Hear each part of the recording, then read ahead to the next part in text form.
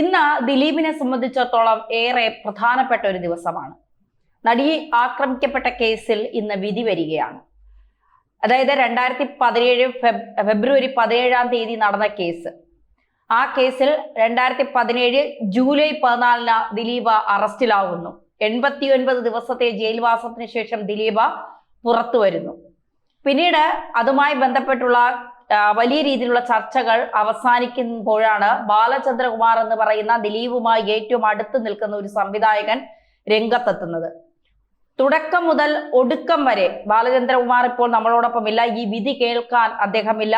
ഈ കേസിന്റെ പിന്നീടുള്ള ഘട്ടങ്ങളിലെല്ലാം നിർണായകമായത് ബാലചന്ദ്രകുമാറിന്റെ മൊഴികളാണ്. പക്ഷേ ഇപ്പോൾ അദ്ദേഹമില്ല. എന്തായാലും ദിലീപ് തെറ്റുകാരനാണോ, ദിലീപ് കുറ്റം ചെയ്തിട്ടുണ്ടോ, ഇതൊക്കെ തെളിയിക്കേണ്ടത് കോടതിയാണ്, അല്ലെങ്കിൽ പറയേണ്ടത് കോടതിയാണ്.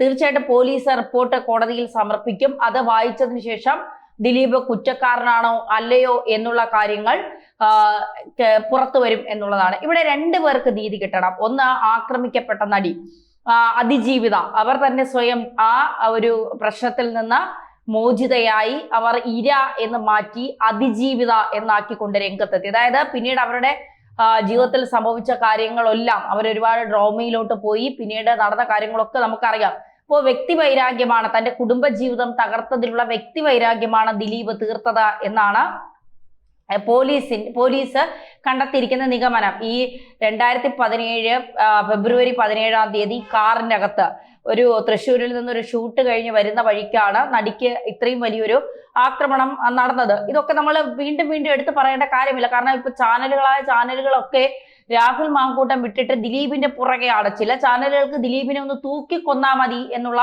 ലെവലിലേക്കാണ് എത്തുന്നത്. കുറ്റം ചെയ്തിട്ടുണ്ടെങ്കിൽ ആരായാലും ശിക്ഷിക്കപ്പെടണം. പക്ഷേ എന്തെങ്കിലുമൊക്കെ വ്യക്തിവൈരാഗ്യം ഒരു വ്യക്തിയോടുണ്ടെങ്കിൽ അത് തീർക്കാനുള്ള അവസരമായി വാർത്തകളെ കാണരുത് എന്ന് പല മാധ്യമ പ്രവർത്തകരോട് ഒരു അപേക്ഷയായി പറയുകയാണ്. വ്യക്തിവൈരാഗ്യങ്ങൾ തീർത്തോളൂ, അത് പേഴ്സണലായി തീർക്കുന്നതാണ് ആണത്വം എന്ന് പറയുന്നത്. അല്ലാതെ ചാനലുകൾ വന്നിരുന്ന ഒരാളെ വലിച്ചു കീറി ഒട്ടിക്കുന്നതല്ല മാധ്യമ പ്രവർത്തനം എന്നുള്ളത് കൂടി മനസ്സിലാക്കിക്കൊണ്ട് തന്നെയാണ് മുന്നോട്ട് പോകുന്നത്. അത് ഇരയാണെങ്കിൽ കോടതി വിധിക്കപ്പെട്ടാൽ അയാൾ കുറ്റക്കാരനാണ്. അതിനു മുൻപ് നമുക്ക് ജഡ്ജ് ചെയ്യാൻ കഴിയില്ല എന്നുള്ളതാണ്. എന്തായാലും ഇവിടെ ബാലചന്ദ്രകുമാർ തുടക്കം മുതൽ പറഞ്ഞ കാര്യങ്ങൾ, ഈ ബാലചന്ദ്രകുമാറിനെ ഞാനും ഒരു ചാനലുമായി ബന്ധപ്പെട്ട് ഇന്റർവ്യൂ ചെയ്തിട്ടുണ്ട്. അദ്ദേഹം കുറെ കാര്യങ്ങൾ എന്നോട് ആ സമയത്ത് പങ്കുവച്ചിട്ടുണ്ടായിരുന്നു. അതായത് ദിലീപിന്റെ വീട്ടിൽ അദ്ദേഹം എത്തിയപ്പോൾ കാവ്യ, ഇതിലെ വില്ലത്തി കാവ്യ എന്നാണ് അദ്ദേഹം തുടക്കം മുതൽ പറയുന്നത്. അതായത് കാവ്യയ്ക്ക് വേണ്ടിയാണ് ദിലീപ് ഇതെല്ലാം ചെയ്തത്. നേരത്തെ ഞാൻ പറഞ്ഞതുപോലെ രണ്ട് ഇരകൾ, ഒരു അതിജീവിതയും ഒരു ഇരയും ഉണ്ട് ഇതിൽ. ഇര എന്ന് പറയുന്നത് മഞ്ജു വാര്യറാണ്.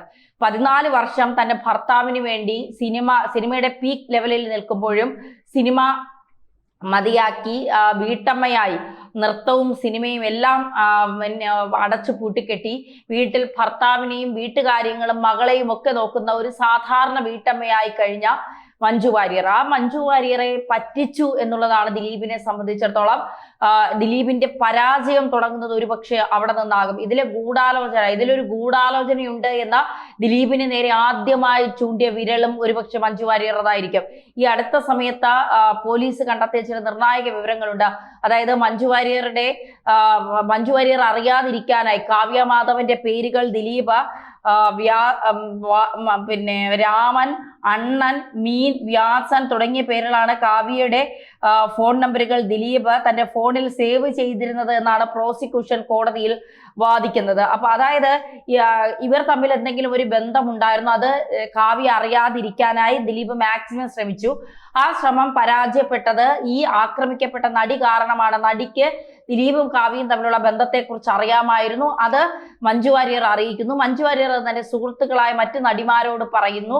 പിന്നീട് ഇങ്ങനെയുള്ള ഒരാളോടൊപ്പം ജീവിക്കുന്നതിൽ നല്ലത് ഒറ്റയ്ക്ക് ജീവിക്കുന്നതാണ് എന്ന് ആ സ്ത്രീ തീരുമാനിക്കുന്നു. പക്ഷെ ആ സ്ത്രീയെ ഒരുപാട് ഉപദ്രവിക്കാൻ ഈ ദിലീപ് ശ്രമിച്ചു. ദിലീപ് തെറ്റുകാരനാണോ അല്ലയോ എന്ന് ഇപ്പോഴും കോടതിയാണ് വിധിക്കേണ്ടത്. പക്ഷേ പുറത്തു വന്ന ചില ഓഡിയോകളുടെ ഒക്കെ അടിസ്ഥാനത്തിൽ ഒരുപാട് ആ സ്ത്രീയെ മഞ്ജു വാര്യർ എന്ന് പറയുന്ന ഒരു ഇയാളുടെ 14 വർഷം ഇയാളുടെ ഭാര്യയായിരുന്നു, ഇയാളുടെ മകളുടെ അമ്മയും കൂടിയാണ്. ആ സ്ത്രീയെ മറ്റൊരു സ്ത്രീക്ക് വേണ്ടി അവരെ മാനസികമായും ശാരീരികമായും ഒരുപാട് ഇയാൾ തേജോവധം ചെയ്തു എന്ന് തന്നെ പറയേണ്ടി വരും. അവർക്കെതിരെ കള്ളക്കഥകൾ ഉണ്ടാക്കാനായി പിന്നെ വാട്സപ്പുകളിൽ മെസ്സേജുകൾ അയച്ചതും അങ്ങനെ നിരവധി കാര്യങ്ങളാണ് പുറത്തു വന്നത്. അതുകൊണ്ട് തന്നെ പക്ഷേ മഞ്ജു വാര്യർ നിലപാടുള്ള വ്യക്തിത്വമുള്ള ഒരു സ്ത്രീയാണ്. അതുകൊണ്ട് തന്നെ അവർ വിവാഹമോചിതയായതിനു ശേഷം ഇതുവരെ അവർ ദിലീപിനെതിരെ ഒരു വാക്കുകൊണ്ട് പോലും ദിലീപിനെ ആക്രമിക്കാനോ ഒരു നോട്ടം കൊണ്ട് പോലും ദിലീപിനെതിരെ ഒരു കാര്യം ചെയ്യാനോ അവർ തുനിഞ്ഞിട്ടില്ല. അത് അവരുടെ ഒരു വ്യക്തിത്വത്തെയാണ് അവിടെ അടയാളപ്പെടുത്തുന്നത് എന്നുള്ളതാണ്. എന്തായാലും ഇപ്പൊ കോടതി രാവിലെ 11:30-ക്കാണ് കേസ് പരിഗണിക്കുന്നത്. ആദ്യ കേസായി തന്നെ ദിലീപിന്റെ കേസ് പരിഗണിക്കും. കോടതി വളപ്പിൽ മുഴുവൻ ശക്തമായ സുരക്ഷ വർദ്ധിപ്പിച്ചിട്ടുണ്ട്. എല്ലാ പ്രതികളും കോടതിയിലെത്തും. 2024 സെപ്റ്റംബർ 24-ലാണ് സുനിക്ക് പൾസർ സുനിക്ക് ജാമ്യം കിട്ടുന്നത്. പൾസർ സുനിയാണ് 1-ാം പ്രതി. 8-ാം പ്രതിയാണ് ദിലീപ്. അതായത് ഈ കൊട്ടേഷൻ നൽകിയത് ദിലീപാണ് എന്നാണ് പോലീസിന്റെ നിഗമനം. പോലീസ് കണ്ടെത്തുന്നത് എന്തായാലും അതിജീവിത വളരെ ക്രൂരമായ ചില കാര്യങ്ങൾക്ക് വിധേയായിട്ടുണ്ട്. ആ വാഹനത്തിൽ ഒരു സ്ത്രീ ഒറ്റയ്ക്ക് ഒരു വാഹനത്തിൽ ഉള്ളപ്പോൾ കുറെ പേർ അതിനകത്ത് അതിക്രമിച്ചു കയറി അവരെ പിന്നെ ഉപദ്രവിക്കുമ്പോൾ ഉണ്ടാവുന്ന ഒരു മാനസികാവസ്ഥ നമുക്ക് മനസ്സിലാക്കാൻ സാധിക്കുന്നതാണ്. അപ്പോൾ ഇത് കള്ളപ്പരാതിയോ അല്ലെങ്കിൽ വ്യാജ പരാതിയോ ഒരാളെ കൊടുക്കാൻ ശ്രമിച്ച പരാതിയൊന്നും അല്ല. ഇത് വ്യക്തിവൈരാഗ്യം തീർക്കാനോ ഒരാളെ തേജോവധം ചെയ്യാനോ ഒരാളെ സമൂഹത്തിൽ ഇല്ലായ്മ ചെയ്യാനോ ഒന്നും ഉള്ള പരാതിയല്ല. അങ്ങനെയാണെങ്കിൽ മഞ്ജു വാര്യരുടെ കയ്യിൽ ഒരുപാട് തെളിവുകളുണ്ട്. വേണമെങ്കിൽ അവർക്ക് പുറത്തു വിട്ടുകൊണ്ട് തന്നെ ജനപ്രിയൻ എന്ന് പറയുന്ന ഒട്ടും പ്രിയനല്ലാത്ത ജനങ്ങൾക്ക് അപ്രിയനായ ഒരു നടനെ വേണമെങ്കിൽ അവർക്ക് നിയമത്തിന് മുന്നിൽ കൊണ്ടുവരാം. പക്ഷേ ഇത് പലർക്കും ഒരു പാഠമാണ്. അതായത് വിവാഹം കഴിഞ്ഞ് കുടുംബമായി താമസിക്കുമ്പോൾ മറ്റൊരു സ്ത്രീയുമായി ബന്ധം സ്ഥാപിക്കും. കുടുംബവും ഒരുമിച്ച് കൊണ്ടുപോകണം, ആ സ്ത്രീയുമായുള്ള ബന്ധവും ഒരുമിച്ച് കൊണ്ടുപോകണം. അങ്ങനെ കിട്ടുന്നവർക്കുള്ള 8-ന്റെ പണിയായിട്ടാണ് ഞാനിതിനെ കാണുന്നത്. എന്നാലും ദിലീപ് ഇതിൽ തെറ്റ് ചെയ്തിട്ടുണ്ടെങ്കിൽ തീർച്ചയായിട്ടും ദിലീപ് ശിക്ഷ അനുഭവിക്കുക തന്നെ വേണം. 2 സ്ത്രീകൾക്ക് ഇവിടെ നീതി കിട്ടണം. മഞ്ജു വാര്യർക്കും നീതി കിട്ടണം, അതിജീവിതയ്ക്കും നീതി കിട്ടണം. അതുകൊണ്ട് തന്നെ ഈ കേസ് കോടതി പരിഗണിക്കുമ്പോൾ കോടതിയിലുള്ള വിശ്വാസം എല്ലാവരും അർപ്പിക്കുന്നുണ്ട്. കോടതിയിൽ തന്നെയാണ് എല്ലാവർക്കും വിശ്വാസം. എന്തായാലും ഇതിൽ ദിലീപിനെ രാവിലെ 11-നാണ് നടപടികൾ തുടങ്ങുക. എല്ലാ പ്രതികളും ഇന്ന് കോടതിയിൽ ഹാജരാകാൻ നിർദ്ദേശിച്ചിട്ടുണ്ട്. കോടതി പരിസരത്ത് കൂടുതൽ പോലീസുകാരെ വിന്യസിച്ചിട്ടുണ്ട്. പ്രതികൾ കുറ്റക്കാരാണോ എന്നതിൽ കോടതി ഇന്ന് വിധി പറയും. ശിക്ഷ പ്രഖ്യാപിക്കൽ ചിലപ്പോൾ മറ്റൊരു ദിവസത്തേക്ക് മാറ്റും. അതിനുള്ള സാധ്യതയാണ് ഉള്ളത്. 3 വർഷത്തിലധികം തടവ് ശിക്ഷ കിട്ടിയാൽ നേരെ ദിലീപ് അടക്കം നേരെ പോകുന്നത് ജയിലിലായിരിക്കും. ഇവിടെ മാഡം കാവ്യ മാധവന്റെ അമ്മയും കാവ്യ മാധവനും എന്നൊക്കെയുള്ള വിവരങ്ങൾ നേരത്തെ പുറത്തു വന്നപ്പോഴും ബാലചന്ദ്രകുമാർ ഉറപ്പിച്ചു പറയുന്നത് മാഡം കാവ്യയാണ്. ഇതിലെ മുഴുവൻ വില്ലത്തി കാവ്യ മാധവനാണ്. കാരണം കാവ്യ മാധവന് വല്ലാത്തൊരു ശത്രുത ഈ കാര്യത്തിൽ ഉണ്ടായിരുന്നു പലരോടും. ആ ശത്രുത ദിലീപിലൂടെ കാവ്യ മാധവൻ തീർക്കാൻ ശ്രമിച്ചതാണ്.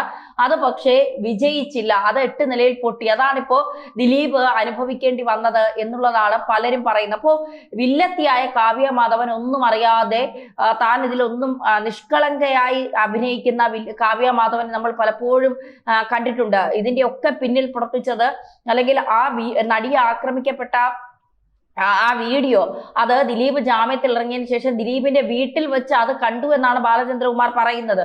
അപ്പൊ ആ വീഡിയോ കാണാനായി കാത്തിരുന്നത് കാവ്യ മാധവൻ എന്നാണ് പറയുന്നത്. അതായത് കാവ്യ മാധവനാണ് ഈ നടിയെ ആക്രമിക്കപ്പെട്ട വിവരം ഏറ്റവും ആദ്യം അറിയേണ്ടതും ഈ വീഡിയോ കാണേണ്ടതും ഒക്കെ കാവ്യ മാധവനായിരുന്നു. അപ്പൊ കാവ്യ മാധവന്റെ ആദ്യത്തെ വിവാഹവുമായി ബന്ധപ്പെട്ടൊക്കെ ഇതുമായി ബന്ധപ്പെട്ട വലിയ ചർച്ചകൾ ഉണ്ടായിരുന്നു. ആ ആദ്യത്തെ ജീവിതം തകരാനുള്ള കാരണം ആദ്യത്തെ ഭർത്താവും അമ്മായിയമ്മയും ഒക്കെ രംഗത്തെത്തി പറഞ്ഞതാണ് ദിലീപാണ് ഈ ആദ്യ ബന്ധം തകരാനുള്ള കാരണമെന്നൊക്കെ. തീർച്ചയായിട്ടും ഈ കേസിൽ വിധി വരുമ്പോൾ എന്തൊക്കെയാകും സംഭവിക്കാൻ പോകുന്നത്? ദിലീപ് ജയിലിലേക്കാണോ അതോ സന്തോഷത്തോടെ വിജയശ്രീലാളിതനായി പുറത്തേക്കാണോ? അതൊക്കെ കാത്തിരുന്ന് തന്നെ കാണാം. എന്തായാലും കോടതിയാണ് എല്ലാം. കോടതി തീരുമാനിക്കും വരെ നമ്മളൊക്കെ വിധികർത്താക്കളല്ല. നമ്മൾ ആരും എന്താ പറയുക വിധി പറയുന്നവരുമല്ല. കോടതി എന്ത് പറയുന്നു അതാണ് ശരി.